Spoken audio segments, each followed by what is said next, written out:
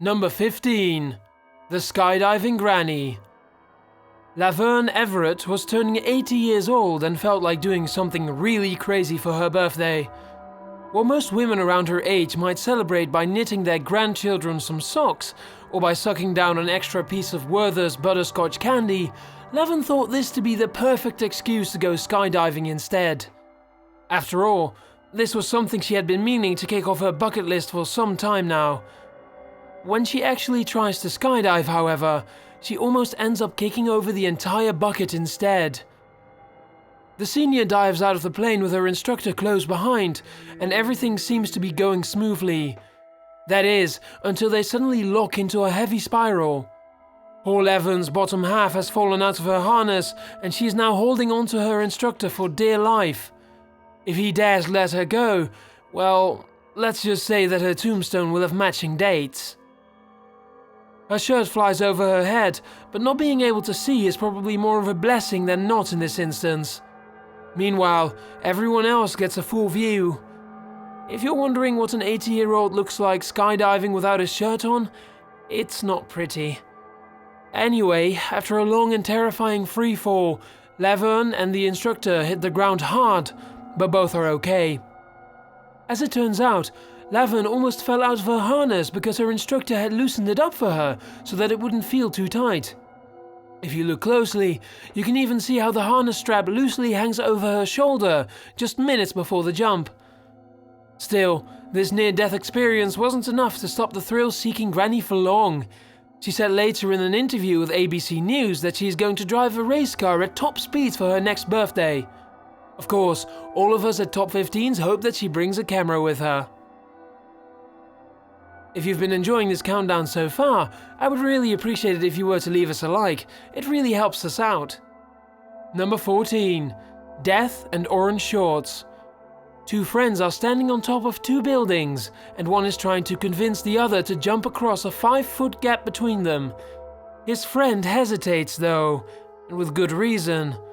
Below them is a huge drop into an alleyway that's littered with old toilets, doors, and other bits of sharp and broken debris that could easily kill anyone unlucky enough to fall. The first kid tries to reassure his friend that he will simply catch him if anything goes wrong. "I'll put my beer down," he says matter-of-factly. "Can you just move out of the way?" the second kid responds. Can you get out of the way? At first it looks like he might not jump after all, but then he suddenly pushes himself off the ledge and leaps forward. Holy shit! I'm not saying that I could do better, but the attempt is not very graceful. He barely gets a toehold on the other building's ledge, and then his foot completely slips off. His arms swing wildly in the air and he clumsily falls forward. It looks like he's going to be a goner for sure. Those broken toilets are just calling his name down below. But then, at the last second, he catches the ledge with his shin and tumbles onto the other side. He gives a little smirk and straightens out his glasses. Watching the tape again, you've got to love how the first guy hardly does anything to help his falling friend. At least he did manage to put his beer down. Number 13. Ride the Lightning. Nick Grimsman is busy having way more fun than a grown adult should on Periscope one day in Phoenix, Arizona, when he suddenly and randomly almost dies. The deeply religious man is talking to random strangers about the strength of Jesus when he suddenly becomes the target of a possibly divine intervention himself. A gigantic streak of lightning erupts just inches away from where he is standing. When you play the footage in slow motion, you can see the white-hot flash of light quickly pan from left to right. Nick drops the phone and yells in surprise. Strangely enough, he seems overjoyed by the entire experience and not all that afraid. Instead of running for cover, he smiles brightly and announces to his Periscope fans that he was almost struck by lightning, as if they couldn't already tell. Nick later recounts how the lightning felt as hot as an oven, but without any burning pain. The hand that he was holding his phone with was all numb and tingly for some time afterward, meaning he most likely absorbed some of the electricity himself. Number 12. Smacky Chan. Not many people know about this one, but Jackie Chan almost ended his career in the 1980s after he smacked his head so hard that he nearly died. This wasn't even the most difficult stunt of his career by any means, but it was definitely the one that hurt him the most. The stunt went so badly, in fact, that poor Jackie remains permanently damaged to this day. His near-death experience occurred on the set of a movie called Armor of God in 1987. The expert martial artist was fearlessly doing all of his own stunts as usual, and everything was going well until he came across a scene where he had to jump off a wall into a tree. Nothing too hard, right? Especially for Jackie Chan. Wrong. Well, kind of wrong. The first take went smoothly, but the director told Jackie to do it a second time so that they would have plenty of footage for editing. Jackie Chan did as he was told, but this time the weakened tree branch snapped under his weight and sent him tumbling headfirst into a group of jagged rocks 15 feet below. The crew could tell he was seriously hurt as soon as he hit the ground. They rush over to Jackie and find blood literally squirting out of his ear in thick red pumps. Jackie himself was passing in and out of consciousness and was otherwise hardly responsive. The film crew rushed him to the hospital without a moment to spare. As with any serious head injury, things weren't looking very good. A brain surgeon first had to remove a huge piece of Jackie's skull that had been bashed in, and then he had to fill the remaining hole with a special plastic plug. After that, there was nothing left for the hospital staff to do except wait and see how well the movie star would recover. At the time, they weren't even sure if he would be able to speak on his own again, let alone try to do any more stunts. But as we all know, Jackie is one tough son of a dragon, and he was back throwing high kicks again in no time. Still, the giant piece of plastic remains in Jackie's head to this day. He has been known to even let you feel the huge scar if you ask him nicely enough. He still looks alright on the outside, but this stunt costed him 80% of his hearing in his right ear forever. Perhaps this is why he never listens to Chris Tucker in Rush Hour. Number 11. Christine gets wrecked. 28-year-old Christine Taylor is just beginning to learn how to drive stick shift when she stalls out in the worst place possible, in the middle of a railroad crossing. And now, as if right on time, a train is barreling towards her, with absolutely no way of stopping. Christine must have really liked her new car, because she continues to try and drive over the tracks until the very last second. By the time she tumbles out of her car door, the train is already on top of her. There's not even enough time for her to run. Luckily for her, the train had already started to slow down in anticipation of a nearby station. Had the train been going at full speed, then she would have been nothing more than a smear on the road. Glass shards fly in front of the train on impact, but Christine is somehow miraculously okay. Her new car, meanwhile, is absolutely totaled. Number 10. The Fail Saw. When a strong storm toppled trees and houses in Carmi, Illinois, WTVW News was quick to the scene. It seemed like a simple story. No one on the news team could have suspected that they would accidentally capture a near-death experience on tape that day, let alone one involving a chainsaw.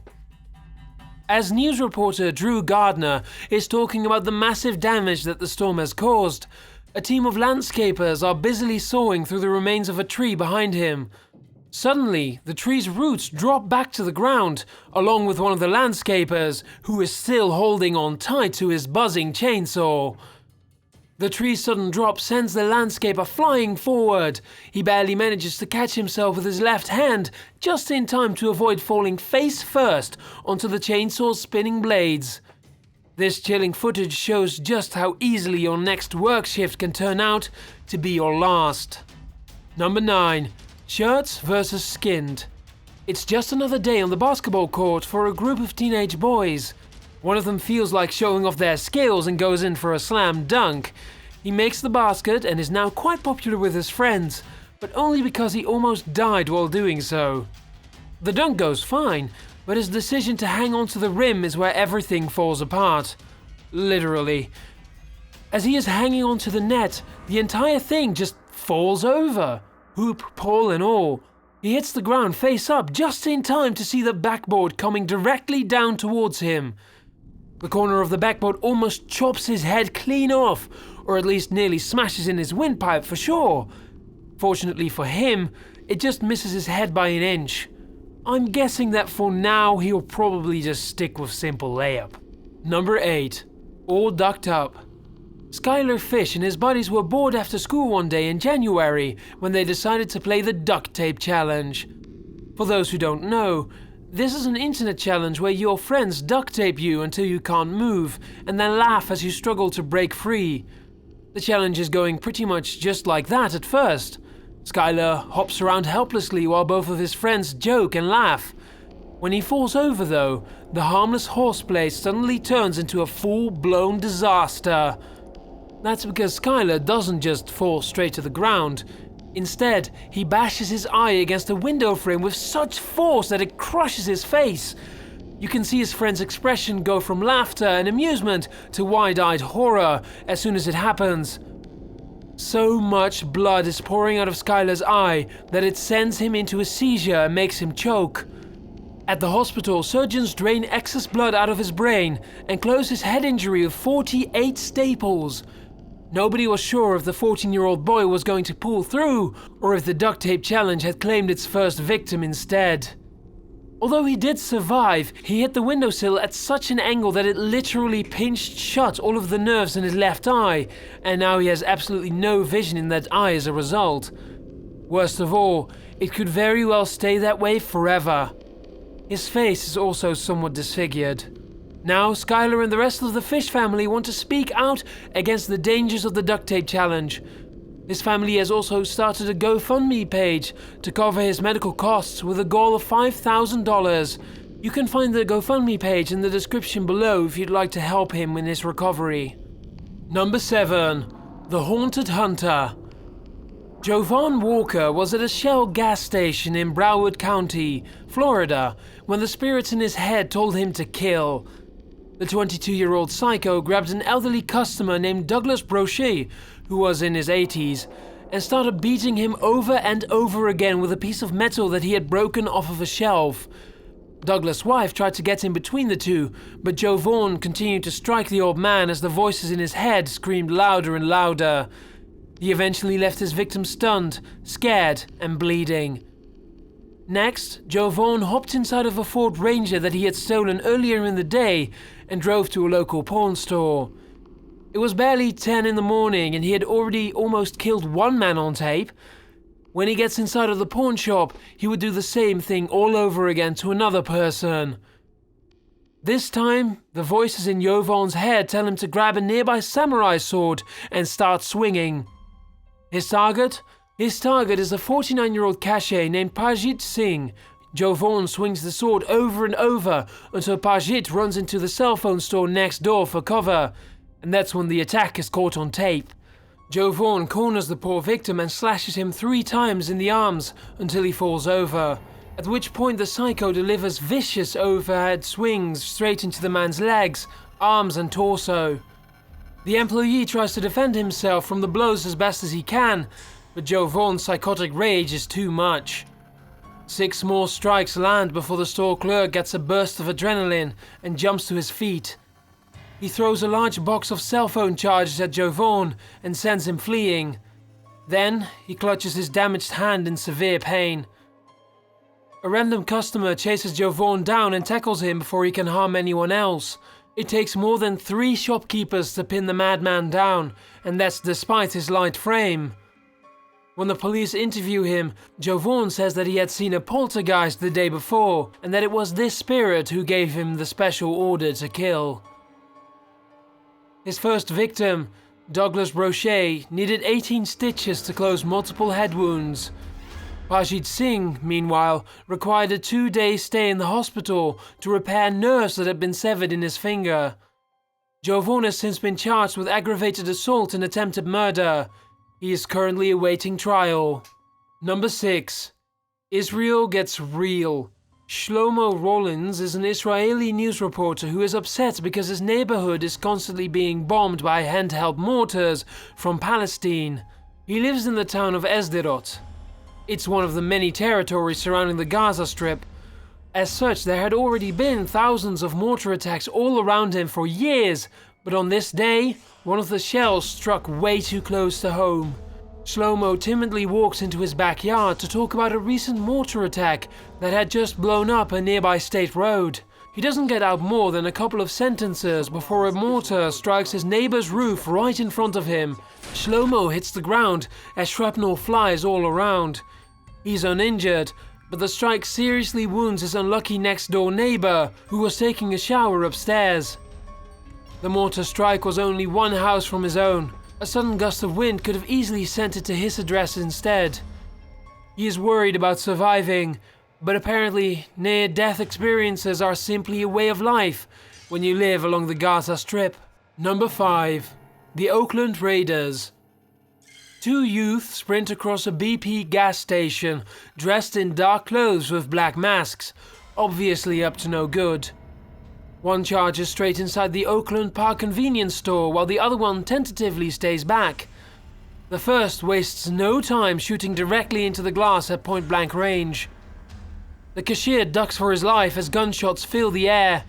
For 15 seconds, the robber fires round after round into the glass. The glass is bulletproof, but the ruthless would-be killer methodically searches for weak points by shooting the glass in different places. Finally, they both give up and run away empty-handed. What is terrifying about this robbery is how they don't even give the cashier a single chance to comply with their demands for cash before they start shooting. It's obvious that they preferred no witnesses. The two are still at large and now have a bounty of $3,000 on their heads, issued by the sheriff's office in Broward County, Florida. Number 4. Near death in Italy.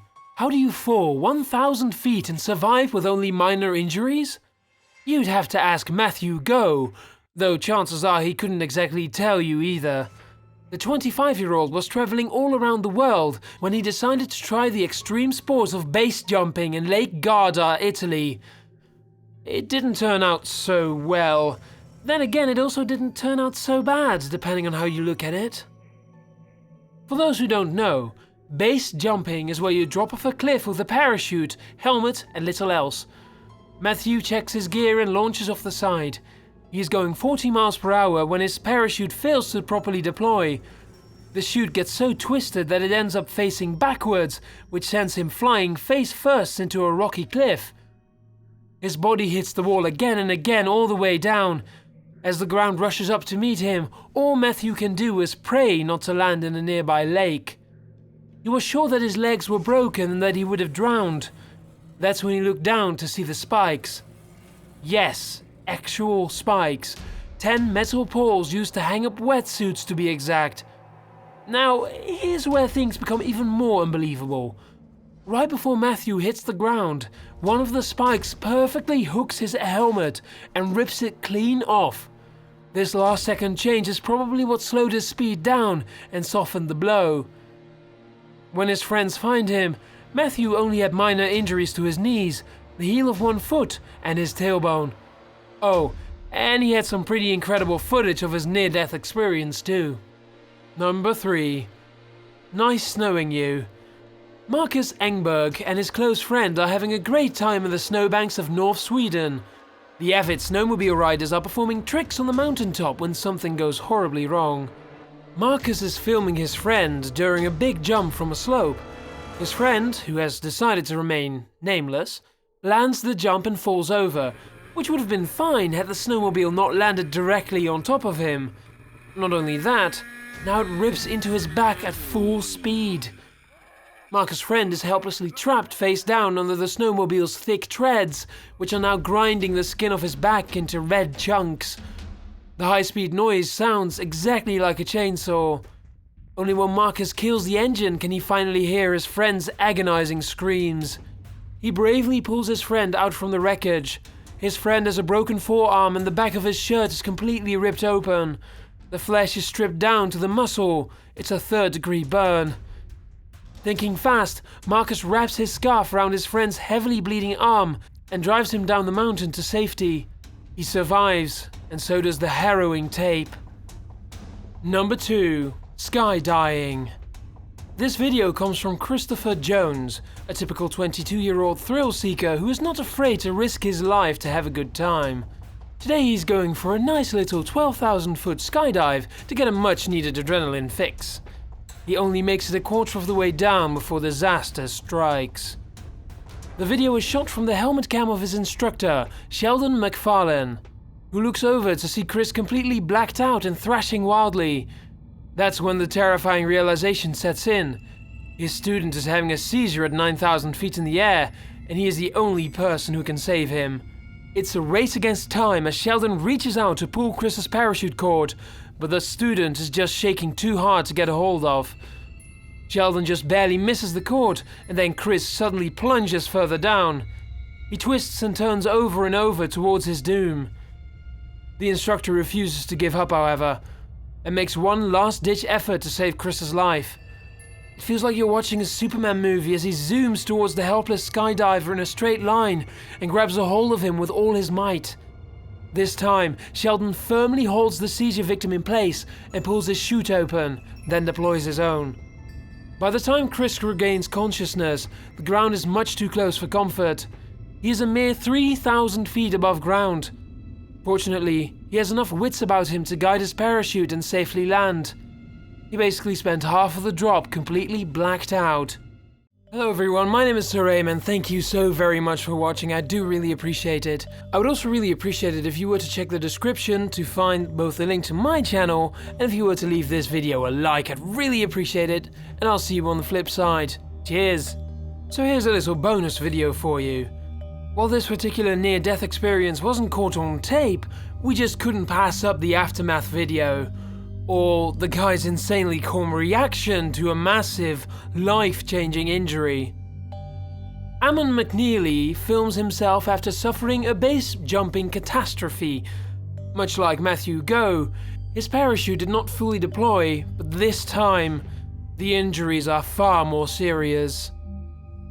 Well, that didn't go so good, he says with only the slightest hint of regret and no pain. As you can see, I probably lost my leg. He pans down to reveal one of the most disgusting injuries you have ever seen in your entire life. You see, Ammon had kicked away from the wall as he was falling, and while this maneuver is probably what saved his life, it's also why his entire leg bone is now sticking out of his broken foot. The leg bone has been completely snapped in half, and the soft wet meat inside is an angry dark red. Fortunately, Ammon was smart enough to use the parachute cord to tie off the wound and prevent the bleeding from getting out of control. A person off camera calls out to let him know that help is on the way. Ammon calmly acknowledges this fact and turns his attention back to making the video. "Sorry, Mom," he says with disappointment. "Think I lost my leg on that one." The doctors want to amputate, but Ammon insists that they don't. 2 skin grafts and 7 surgeries later, he is back in the mountains doing what he loves. Maybe he was in shock trauma, but Ammon hardly seems to be scared at all. If anything, he seems to be in relatively little pain and is talking quite normally. People react to near-death situations in all sorts of different ways. Some laugh, some cry, but rarely do they stay as calm as this fellow. Number 1. Bullseye. Spanish matador Marco Galan certainly got a load of bull during one of his fights, but not in the typical way meant by that phrase. The Spanish bullfighter was busy stabbing the poor bull with barbed darts when the ferocious beast struck back, right where it counts. As Marco leaps into the air to send a third and final dart into the bull's back, the beast surprises him with a left horn to the groin. You can see the pain spread across Marco's face instantly as the bull hoists him high in the air by his jewels. Even the people in the audience had to have felt it. The bull rips away and Marco crumples to the ground in a miserable heap. When doctors take a look, they find one of his injured testicles has been, as the hospital later put it, eviscerated and needed removal. Meanwhile, animal rights activists heard the news and rejoiced everywhere. The injury could have easily turned deadly if Marco wasn't taken care of in time. Although he did manage to kill the bull had in turn killed a big part of him. Either way, many would agree that there wasn't a single winner in the arena that day.